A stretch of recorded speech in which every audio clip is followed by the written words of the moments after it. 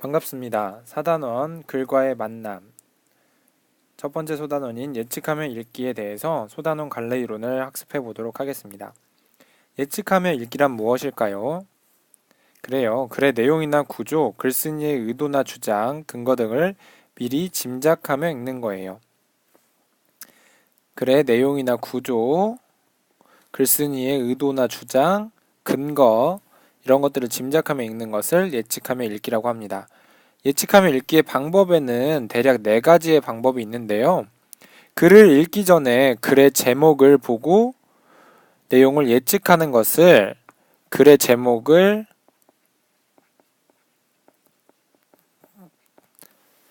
예측하면서 읽는 것이라고 합니다.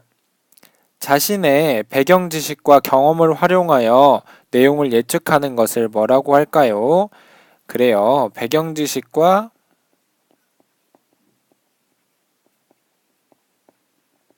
경험인데요.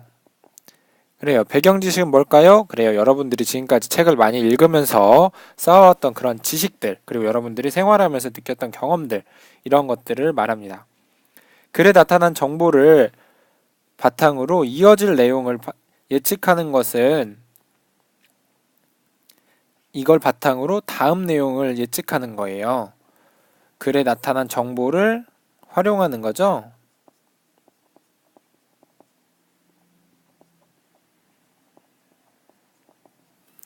글과 관련된 사회적 맥락을 고려하여 내용을 예측하는 것은 관련된 사회적 맥락을 파악하는 것이겠죠.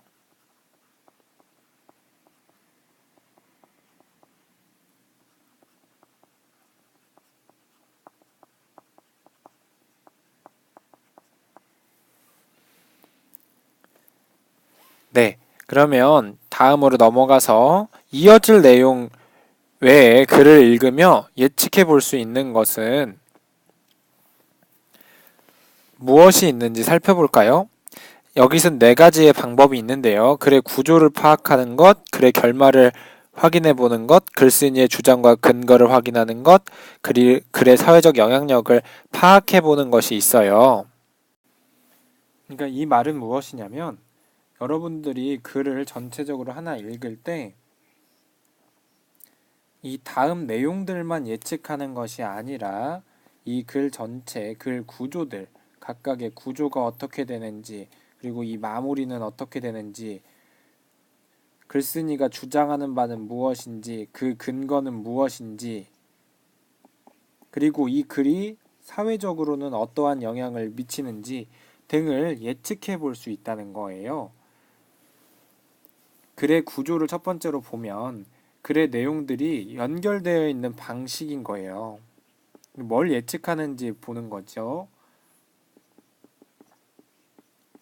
연결 방식이 어떤지를 여러분들이 예측해 볼 수 있다는 거예요. 글의 결말은 여러분들이 이 글이 읽다가 마무리는 어떻게 될까를 예측해 볼 수 있다는 거죠.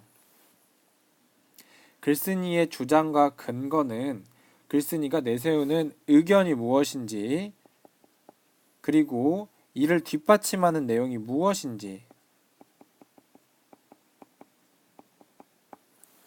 이런 것들을 고려하는 거예요.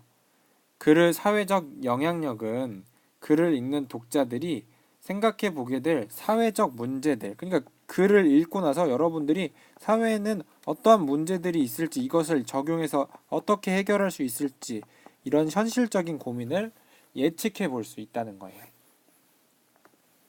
다음으로 넘어가서 글의 내용을 예측할 수 있게 하는 장치들이 여러 가지가 있습니다. 첫 번째 제목, 소제목, 사파, 도표 등 이러한 4가지로 나눠볼 수 있는데요. 각각 어떻게 예측할 수 있는 장치인지 살펴보도록 하겠습니다. 첫 번째 제목은요. 글의 주제나 화제를 포함하여 글의 내용을 압축하고 있어요. 그러니까 압축적으로 제시하고 있는 거죠. 그것을 그럼 함축하고 있다는 거겠죠? 그래 글의 주제나 중심이 되는 내용을 짐작할 수 있어요. 이 압축되어 있으니까 그 주제가 무엇인지 짐작할 수 있게 해서 예측할 수 있게 해주는 거예요. 자, 다음으로는 소제목입니다. 자, 소제목은 뭐냐면요. 여러분들이 글 제목이 전체에 크게 하나가 있으면 다음은 각각의 글에 단락별로 여기 위에 이렇게 소제목이 달려요. 이러한 소제목들은 글 전체적인 구조가 무엇인지, 이건 무슨 역할을 하고 이건 무슨 역할을 하는지를 짐작할 수 있도록 해줘요. 그래서 독자가 글 구조를 파악할 수 있게 해주고 독자가 선택해서 읽을 수 있는 거예요. 내가 필요한 정보가 야 여기 있구나. 이 내용에는 이 압축하고 있으니까 이 여기서는 이러한 내용이 담겨 있겠구나 라는 것들을 짐작할 수 있게 해주는 거죠. 다음으로는 사파입니다. 사파는 글 내용을 이해를 돕기 위해서 제시돼요. 그러니까 줄글로만 쭉 되어 있으면 이해하기 어려운 것들을 어떠한 그림으로 나타내 주는 거예요. 그림으로 나타내 주다 보니까 이해를 돕게 해주고 글 내용을 짐작할 수 있게 해주는 거죠. 이 그림만 보고 글의 내용은 대략 어떻게 나타나겠구나 이런 걸 짐작할 수 있게 해준다는 거예요. 다음은 도표입니다. 도표는 여러분들이 수치가 나타나 있는 여러 가지 글을 읽다 보면은 헷갈리잖아요. 헷갈리니까 이것을 명확하게 눈으로 볼 수 있도록 핵심 내용만 표로 이렇게 나타내 주는 거예요. 그래서 도표로 내용을 상세하게 풀어서 설명하는 것이 글의 내용이 되겠구나, 이런 내용들이 담겨 있겠구나를 짐작할 수 있어요. 글의 내용을 예측할 수 있는 장치들 4가지 어떻게 짐작할 수 있게 해주는지 이해 가죠. 그럼 마지막으로 능동적으로 예측하며 읽는 태도는 어떻게 나타나는지를 봅시다. 아까 배웠던 배경 지식이나 경험 또는 글의 정보, 이 글을 읽게 된 맥락, 이러한 것들을 총체적으로 고려해서 글의 내용을 짐작해보고 글의 구조는 어떤지 짐작해보고 글쓴이의 주장과 근거를 판단해보고 글의 사회적 효과들을 파악해봄으로써 여러분들 이런 것까지 예측하면서 글에 대해서 올바르고 깊이 있게 이해를 해줘요. 이 예측하며 읽기, 능동적으로 예측하며 읽기의 태도를 지님으로써 글 수준, 글 외 수준, 궁극적으로 나아갈 방향이 이렇게 된다는 거죠. 그럼 구체적으로 방법이 어떻게 되겠어요? 앞에 들 방법들을 하나하나 적용해 보면 첫 번째, 글을 읽기 전에 글의 제목을 보고 내용을 예측할 수 있어요. 제목 보면서 예측하는 거고, 두 번째는 뭐가 있을까요? 자신의 배경 지식과 경험을 활용하여 글의 내용을 예측하는 거예요. 배경 지식, 경험, 이런 것들을 활용해서 예측하는 거죠. 세 번째는 뭐가 있을까요? 그래요. 글에 제시된 정보를 바탕으로 이어질 내용을 예측하는 거예요. 여러 가지 정보들이 있잖아요. 아까 봤던 소제목들, 이런 것들이요. 도표, 그리고 그림, 사파, 이런 것들이요. 그리고 마지막으로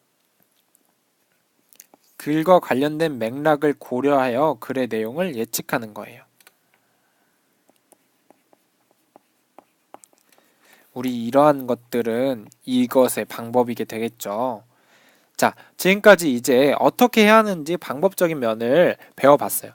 수업 시간에 이 방법들을 적용해 보도록 하는 수업을 해보겠습니다. 이상입니다.